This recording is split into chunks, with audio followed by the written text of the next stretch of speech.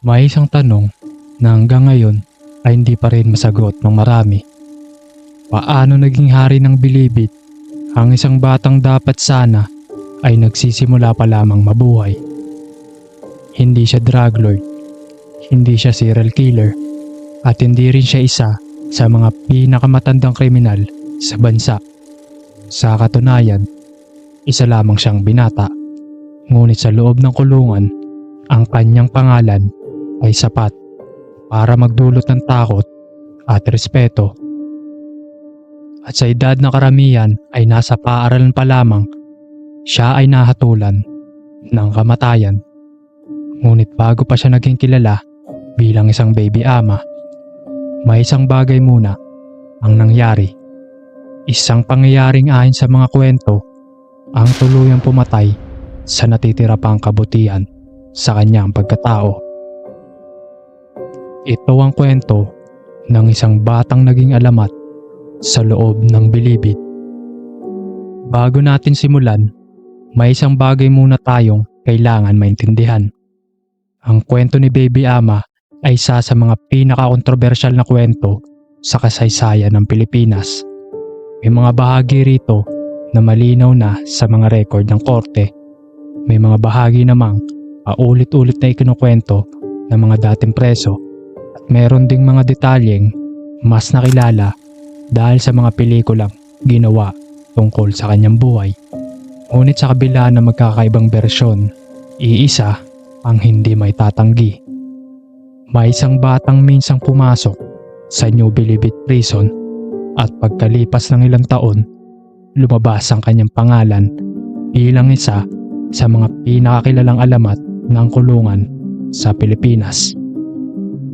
Sabay-sabay nating alamin ang natatagong kwento at misteryo ng mundo na mahirap ipaliwanag. Is number 51, the execution of Marshal Ama alias Baby.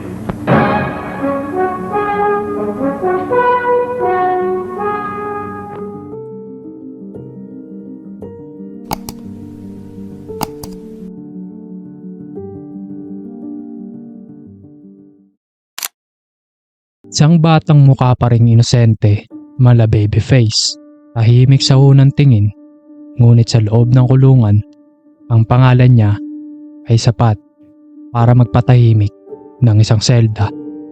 Siya, si Marshal Ama E. Perez, mas kilala sa tawag na Baby Ama. Sa ilang popular na salaysay, sinasabing siya ay lumaki sa Binyan, Laguna, malayo sa imahe ng Tondo na madalas ikinakabit sa ibang kwento ng gangster sa Maynila. At dito mahalagang linawin na ang kwento ni Baby Ama ay matagal nang nabalot ng pelikula, alamat at salaysay ng mga tao. May mga bahaging malinaw sa record, may mga bahaging galing sa popular na kwento, at may mga bahaging mas nakilala dahil sa pelikulang ginawa tungkol sa kanya. Pero sa gitna ng lahat ng bersyon, iisa ang hindi nagbabago. Ang pangalan ni Baby Ama ay naging isa sa pinakakilalang pangalan sa kasaysayan ng Pilipinas.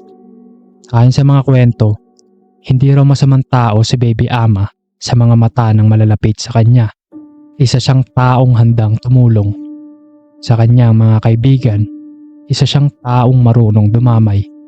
Ngunit gaya ng maraming taong lumaki sa hirap, may mga pagkakataon na ang kabutihan ng intensyon ay nauwi sa maling paraan. Dahil bago pa siya tuluyang makulong, nadawit siya sa pagnanakaw. Sa ilang salaysay, ginawa raw niya ito hindi para yumaman, hindi para magpasikat, kundi para magkaroon ng perang may tutulong sa mga taong nangangailangan sa kanya. May mga nagsasabing nagnakaw siya upang matulungan ang kaibigan na nangangailangan ng pangmatrikula. May mga nagsasabing ginawa niya ito upang masuportahan ang pamilya at ang babaeng minamahal niya. Ngunit kahit ano pa man ang dahilan, may isang bagay na hindi magbabago. Ang pagnanakaw ay pagnanakaw pa rin at sa huli, ang maling desisyon ay may kabayaran. Hindi nagtagal, nahuli si Baby Ama at dahil sa kasong pagnanakaw, pinasok siya sa New Bilibid Prison sa Muntinlupa. Para sa iba, isa lamang itong kulungan, pero para sa isang batang papasok sa mundong iyon, para itong ibang bansa, ibang batas, ibang wika, ibang klase ng takot. Sa labas, may pamilya, may pangarap, may pagkakataong magbago. Pero sa loob ng bilibid, ang bawat araw ay laban para mabuhay. Hindi sapat na babait ka, hindi sapat na tahimik ka, hindi sapat na bata ka lang. Dahil sa loob ng kulungan, kung mahina ka, lalamunin ka ng buhay. Ayon sa popular na salaysay sa pelikulang ginawa tungkol sa kanya, sa loob ng bilibid, unang naranasan ni Baby Ama ang matinding pang-aapi. Dito raw niya nakita kung papaano gumagalaw ang mundo ng mga preso. May sariling grupo, may sariling leader, may sariling batas, at kung wala ka kakampi rito, ikaw ang unang madudurog. Sa mga unang araw niya sa loob, maaring iniisip niya pa rin ang buhay sa labas. Ang babae naghihintay sa kanya, ang pamilyang umaasa, at ang pangakong balang araw na paglabas niya, magbabago na siya. At ayon sa kwento, madalas siyang dinadalaw ng kanyang nagdadalang taong asawa dahil sinasabi na sa panahong ito, bago pa man makulong si Baby Ama, ay buntis na ang kanyang asawa. Kung kaya't excited si Baby Ama na maging responsableng tatay. Sa mga pagdalaw na iyon, may isang pangakong paulit-ulit niyang pinangahawakan na kapag nakalaya siya, iiwan niya na ang krimen. Maghahanap siya ng marangal na trabaho at babawi sa pamilyang naghihintay sa kanya.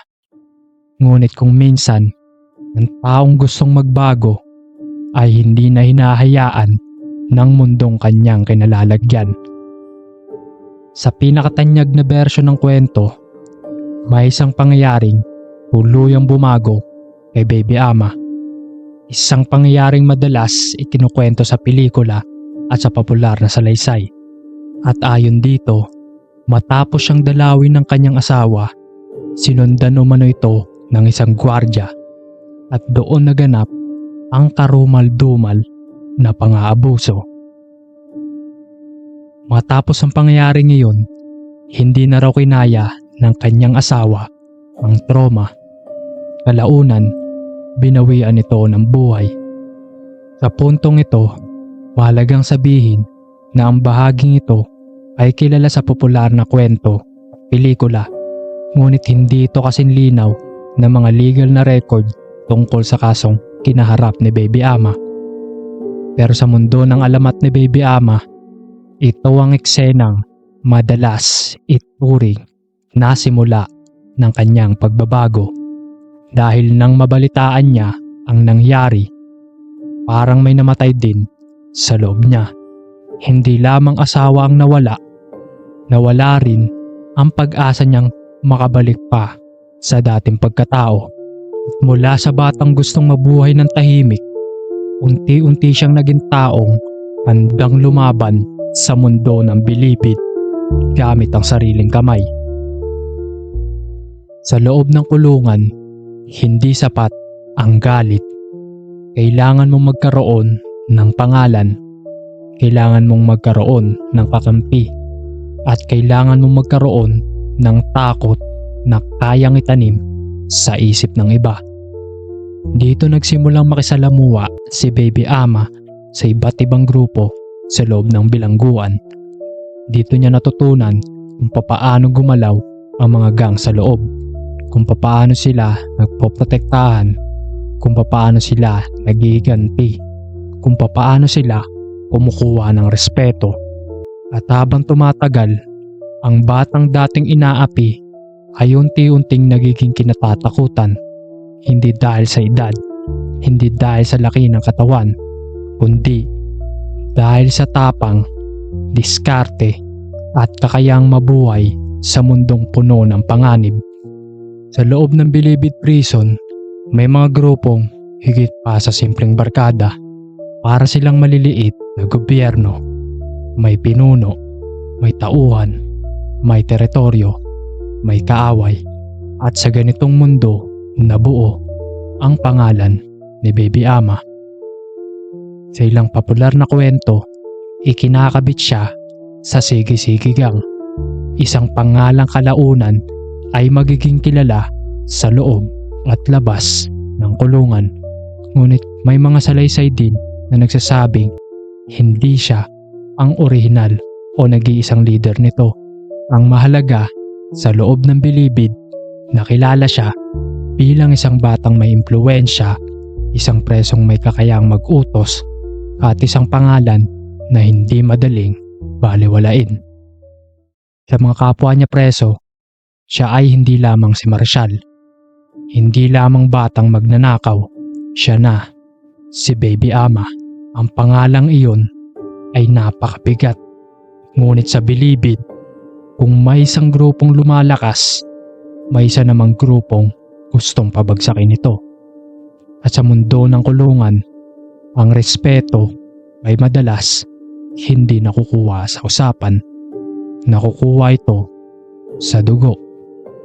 Dito na papasok kanilang karibal na grupo, ang Okso Gang. Isa rin itong kilalang grupo sa loob ng kulungan. At habang lumalalim ang tensyon sa pagitan ng magkabilang panig, unti-unting naghihintay ang buong Bilibid ng isang pagsabog. Hindi ito simpleng away, hindi ito simpleng sigawan lang. Ito ay labanan ng pangalan, labanan ng teritoryo, labanan ng reputasyon, at labanan ng kapangyarihan. At noong 1958, sumabog ang isa sa pinakamadugong kaguluhan sa kasaysayan ng New Bilibid Prison. Ayon sa mga salaysay, nagkaroon ng malaking riot sa loob ng Bilibid.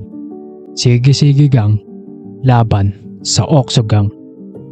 Mga patalim, mga bakal, mga improvised na armas, mga presong matagal lang naghihintay ng pagkakataong makaganti. Sa loob ng kulungan, nawala ang katahimikan. Naging battlefield ang buong Bilibid. May mga sugatan, may mga patay, at sa ilang mga kwento, may isa pang napugutan ng ulo. Siya umano ang nasawi sa madugong gulong iyon. At ang pangalan ni Baby Ama ay hindi nakaligtas sa investigasyon. Para sa mga otoridad, hindi ito simpleng riot. May nagpasimula nito.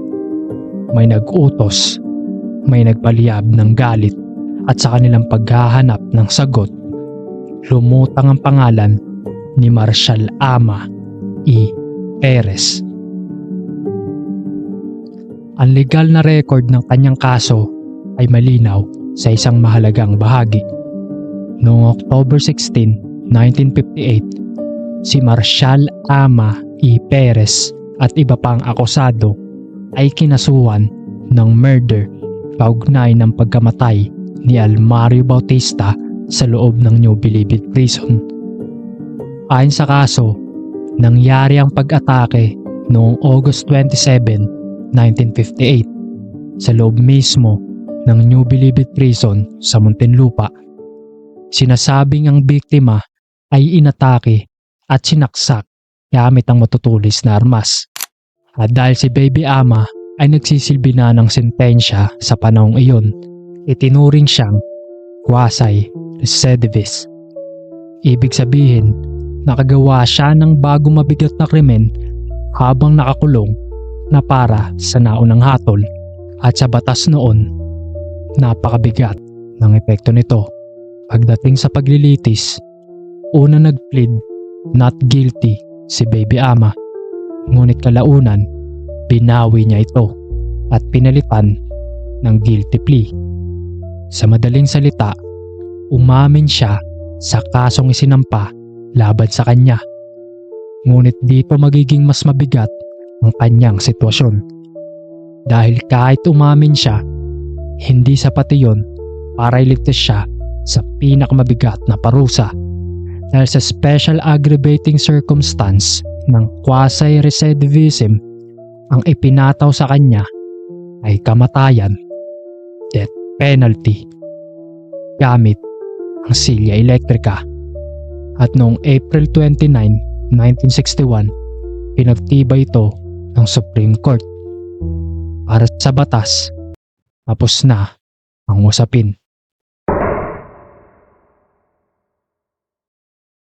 Para sa mga taong sumusubaybay sa kwento ni Baby Ama, nagsisimula pa lamang ang alamat. October 4, 1961. Ito ang petsang nakaukit na sa pinakakilalang bahagi ng kanyang kwento, ang araw ng kanyang pagbitay. Sa maraming popular na salaysay, si Baby Ama ay inaalala bilang isa sa pinakabatang binitay sa pamamagitan ng silya elektrika sa Pilipinas. May mga kwentong nagsasabing siya ay 16 years old pa lamang noong siya ay binitay. May iba namang account na nagbibigay ng ibang taon ng kanyang kapanganakan. Kaya sa usaping edad, may mga salaysay na nagkakasalungatan.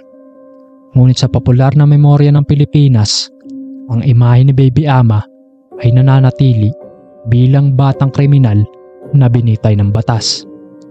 Isang muka ng isang panahong walang masyadong puwang para sa batang nagkamali. Isang panahong ang parusang kamatayan ay hindi lamang banta, kundi totoong katapusan. Isipin mo ang huling sandali, isang batang minsang nangarap lamang na makalabas, isang presong naging leader, isang pangalan na kinatatakutan sa loob ng kulungan. Ngayon, nakaharap sa silya elektrika. Sa loob ng bilibid, maraming lalaking nagpapakalakas, maraming lalaking nagpapabangis, maraming lalaking pinilit huwag magpakita ng takot. Ngunit sa harap ng kamatayan, lahat ng tao ay bumabalik sa pagiging tao.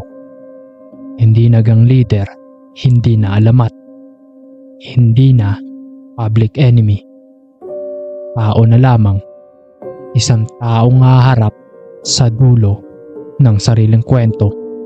At sa araw na iyon, nagtapos ang buhay ni Marcial Ama E. Perez. Ngunit nagsimula ang alamat ni Baby Ama pagkatapos ng kanyang kamatayan. Pagkatapos ng kanyang kamatayan, hindi nawala ang pangalan niya. Sa halip, lalo pa itong kumalat. Ang kwento niya ay naging bahagi ng usapan tungkol sa kulungan, sa gang, sa batas, sa kabataan, at sa tanong kung hanggang saan dapat umabot ang parusa sa isang taong bata pa nang pumasok sa mundo ng krimen. Noong 1976, mas lalo pang nakilala si Baby Ama nang gawin ang pelikulang Pitayin si Baby Ama. Pinangunahan ito ni Rudy Fernandez at naging isa sa mga pelikulang tumulong para lalong tumatak ang pangalan ni Baby Ama. Sa pelikula, mas naging emosyonal ang kanyang kwento, mas naging personal, mas naging dramatiko. Para sa maraming Pilipino, dito nila unang nakilala ang batang gang leader ng bilibid. Hindi sa court record, hindi sa lumang balita, kundi sa pelikula. At gaya ng maraming true to life stories na ginawang pelikula, nahalo ang katotohanan, ang dramatization at ang alamat. Kapag pinag-usapan natin si Baby Ama, madaling sabihin na kriminal siya. Madaling sabihin na mali ang kanyang mga ginawa. At totoo naman iyon. May mga desisyong ginawa si Baby Ama na hindi kailanman may tuturing na tama.